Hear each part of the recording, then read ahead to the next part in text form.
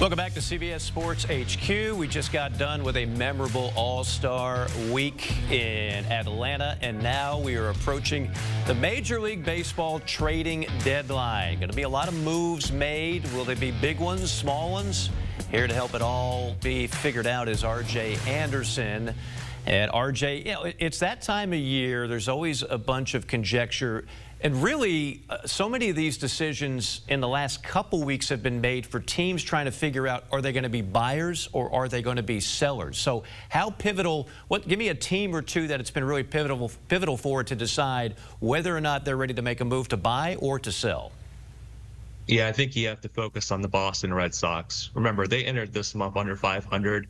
They went through a bit of a tailspin after the Rafael Devers trade, and it was an open question as to whether they would continue buying or if they would actually begin a sell-off, maybe trade away Alex Bregman before he could opt out this winter, among other pieces. And they've answered with a resounding, we're going to be buyers. And I think there was internal and external pressure on them to right the ship. They certainly have. If you look at their record over the last 30 games, it's one of the best in Major League Baseball.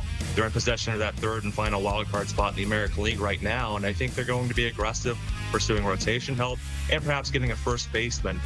But yeah, I think the Red Sox have really solidified their position as a buyer over the last month or so. Just 5 games out in the AL East. How about some other buyers, some other teams we should be looking for to be aggressive? Yeah, I think you have to start with the Chicago Cubs. You know, they came in today with the best record in all of Major League Baseball, but they have the slimmest division lead because the Milwaukee Brewers just won't lose. So I think, as with the Red Sox, you're going to see the Cubs go after a third baseman and also a starting pitcher. You know, there are some interesting trade partners out there who could offer up both of those things. I don't know if that's quite on the Cubs' docket, but it's something to pursue. And then 2 other teams who I think really need to be aggressive at this deadline. Both reside in the National League West. We're talking about the San Francisco Giants and the San Diego Padres. They're both competing for that third and final wild card spot in the National League. I think it's going to be tough for both of them to make the playoffs. So this is a chance to separate themselves. You know, Buster Posey has made a lot of big moves in his first year running the ship in San Francisco. I think he's going to have to continue to do so. And then A.J. Preller, it feels like every October, whenever the Padres are eliminated, I get texts from other front offices asking, is this it for Preller? Is he actually at the end of his leash in San Diego? If he wants to avoid people asking that question this fall, he needs to make a deep playoff run. This is his opportunity to add some offense and separate himself from the pack. Yeah, the Padres have certainly invested a lot of money in some key players where they expect to be making a deep run in the postseason. No fan base, no team, no front office goes into the year hoping that come July 20th, hey, we're going to be sellers. But that is the reality. Sometimes you just have to cut bait and start building for the future. Who are some of the teams that might be looking to deal some veteran players? Yeah, you have to start with the Arizona Diamondbacks. You know, between underperformance and injuries, they find themselves in this position that they didn't expect to find themselves in, and that's potentially running the trade deadline as a seller. They have a lot of impending free agents. You know, they have arguably 2 of the top 3 or 4 bats available, and Eugenio Suarez and Josh Naylor. There's also Zach Gallen, Merrill Kelly. I can just keep ticking off names here. They have a lot of impending free agents who would make sense to at least listen to offers, probably move several of them. And, you know, once you get past the Diamondbacks, I think you have to talk about teams like the Pittsburgh Pirates and the Miami Marlins. Pirates, they have to find their version of the Trevor Rogers trade. That was the deal the Marlins made last deadline, where they sent Rogers to Baltimore for Connor Norby and Kyle Stowers, who just made the All-Star game. You know, Pittsburgh really needs offense. They have an abundance of starting pitching depth, including Bubba Chandler, one of the top prospects in all of baseball. He'll debut later this season. They need to find offense, though, and they're certainly not going to pay for it. So the best route forward for them is to make a good trade over the next 11 days, whether that involves Mitch Keller, Brian Reynolds, Brian Hayes, David Bednar, whomever. They need to find offense, though. And then with the Marlins, I mean, they have some very, very interesting pieces, beginning with Eduardo Cabrera and Sandy Alcantara, 2 of the top starting pitchers available. They've also done a nice job identifying underrated bats. You know, someone like Dane Myers, for instance, might draw interest from other clubs, and they have a bullpen full of interesting arms, including Ronnie Henriquez, who is one of the best kept secrets in baseball. If you haven't seen him pitch yet, tune in the next time he's pitching for the Marlins, because he has an incredible arm. Speaking of arms, find me a team that's contending that doesn't want another quality arm, and I will show you a unicorn. So we know the demand is always there. What about the supply? Who are some of the arms out there that could be on the block? Yeah, let's start with Mitch Keller. I just mentioned him in relation to the Pirates, he is really interesting. I think he's probably going to be the top pitcher moved.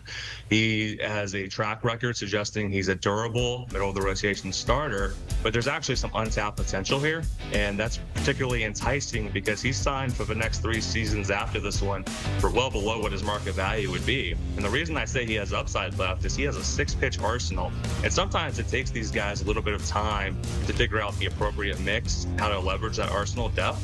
If you want an example of that, look at Seth Lugo. He didn't break out until his age 33 season. Keller is going to turn 30 in a few months. He's still got time, and if he gets into the right situation, the right fit with the right coaching staff, he has a chance to take a leap forward and be an impact starter. Then elsewhere, I mentioned Edward Cabrera with the Marlins. Again, very lively arm, doesn't have Keller's record of durability, record of command. However, good stuff. Team control remaining. If he gets into the right system, he too could take a step forward. Then let's round it out with Merrill Kelly. He's not as flashy as the other two. He doesn't have years of team control remaining. There's not going to be a long tail on his value addition to a team. However, all he does is get outs. All he does is have good season after good season. And if the Diamondbacks move him, I think he's going to be a particular interest to a lot of these contenders who are looking for a playoff-tested veteran who can slot into the Game 3 starting position, or maybe even Game 2, depending on the rotation. We know pitching wins in the postseason, but certainly there are teams that would love another good bat to help combat that postseason pitching. Who are some of the hitters out there that might be in high demand and on the move? Yeah, I mentioned with the Diamondbacks, they have Suarez and Naylor. They're corner infielders. Both are impending free agents, but they're 2 of the few middle-of-the-order style hitters who are going to be available this deadline. Suarez has already cleared the 30 homer mark. He's probably going to hit at least 40.